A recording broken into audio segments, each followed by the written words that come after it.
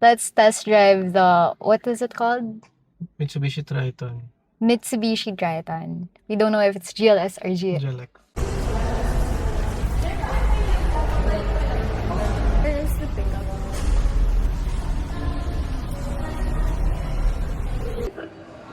Ganda ng white, no? Tingnan natin yung loob ng white. Meron ba siyang stepping?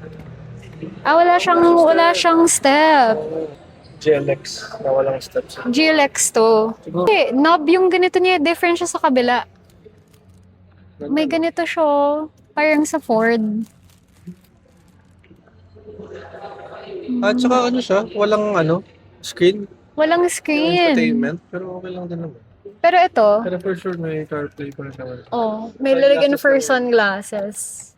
Ano yung screen niya, hindi siya super high-tech na malaki. Oo. Pero for sure may Apple CarPlay pa rin naman siya. Pwede naman i-upgrade yan eh. Yung sa likod. Tapos ito rin sa likod. Meron din siyang hawakan. Dito oh. May hawakan siya. Ay. Yes, yan. Check natin yung sa automatic. Check natin sa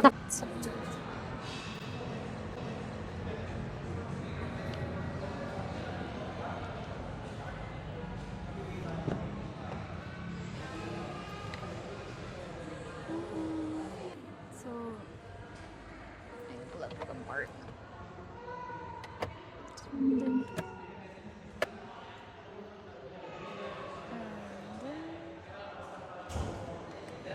Handles.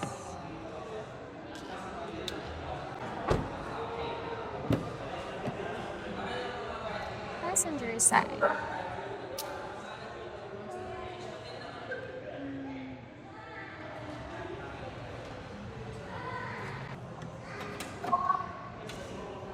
May assist siya. Asan yung assist? Ayun.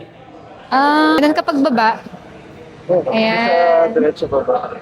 And then, meron din siyang for kapag ilalagay mo yung mga clamps. Pang hook pa. Pang hook.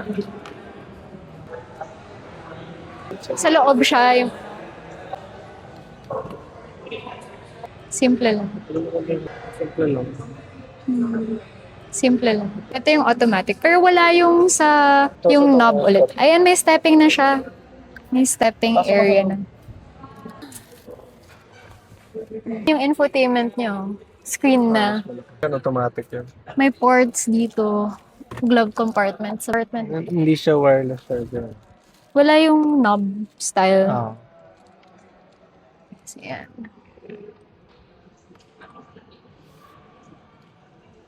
Hindi mo pa ina-adjust ito siya. Wala ngang dito. Wala talagang Taas salamin. baba lang siya. Taas baba. Hindi, ikaw.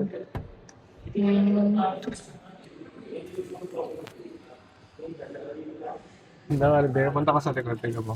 Yung aircon vent niya nasa taas. Ito nga, nakita ko Dito nga. ka sa likod.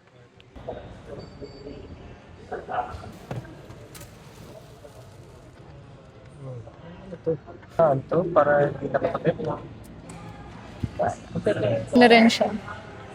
Oo. So, what we're gonna test drive right now is the Mitsubishi Triton GLS, which is the higher end than the GLX. And the difference is mainly this one. Mga bar. Ito yung accessory lang nila talaga. All of them are accessories. Same engine daw. Oo. Pero ang ganda rin ng accessories nila, sa totoo lang. Like, I like it. Ito hindi siya kasama. Papalagdag mo lang ito. Pero mura na ito maganda. Ganda rin.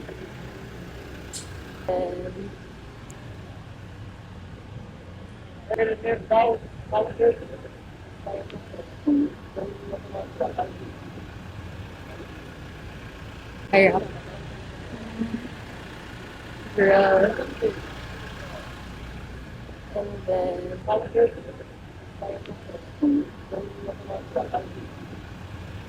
Oh, so walang vents here at the, and then discharging ports. We're gonna see the gas tank, the fuel area.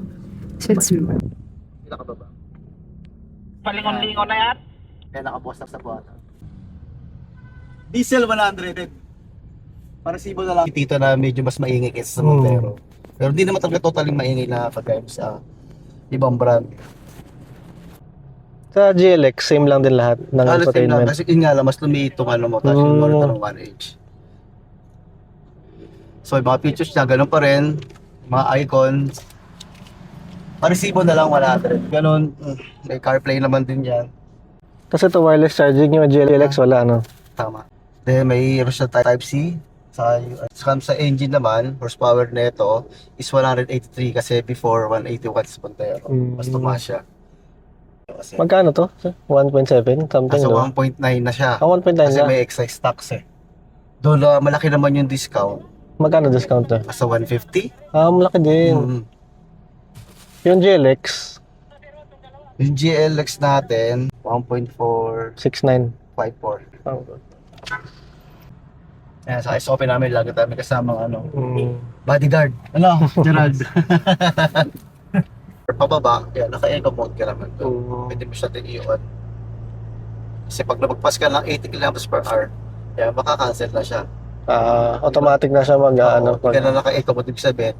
Eh di pag nasa expressway ka, hindi ka na makakapag-eco mode. No, kung depende, 80. sa gilid ka na lang, kung saan daw gusto mo. Pero sa diesel naman, medyo matipid din talaga sila. So hindi rin siya masyadong feeling mo malaki, no? Yung haba lang din Yung talaga. mahaba lang. May 360 camera naman to.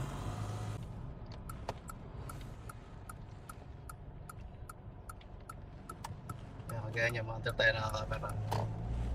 Mawala siya kasi moving tayo. Pero siya talaga, pag nakatigil ka, atras. Lalabas siya. Nasa ito yung dalawang Ito. pataas. Pakaliwa pa yan.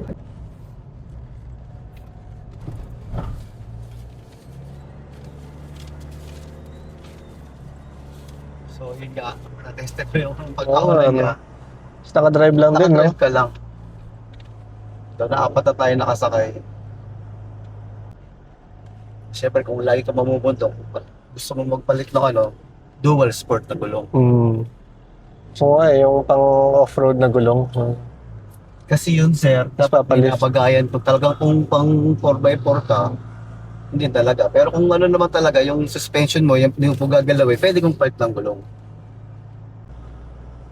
Caution, area with incomplete map data. Nagulat ba kayo? Ay, sa Yung GPS. speakers niya meron din naman sa likod, no?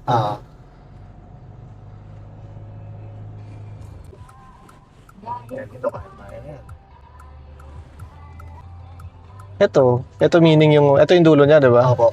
So, pwede pa yung umatras. Diretso. Okay. Pakita mo sa mapa natin. Yes. Yung GLX walang ganun. Wala po sir. Ano lang, camera lang? Yeah, rear camera lang. So wala siyang sensor, no? Wala po. So this one, ito may blind spot warning po. Mga sensor, ganyan.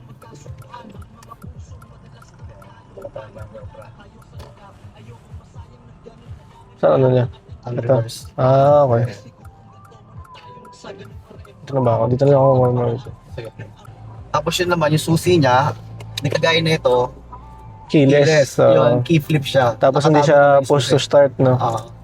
Nakatago naman siya. Pero ang laki ng difference pala. Alos 500k, no? Oo. Personally, medyo nahilo ako. Yeah, that was full on, we kept going up. So I guess that affected it.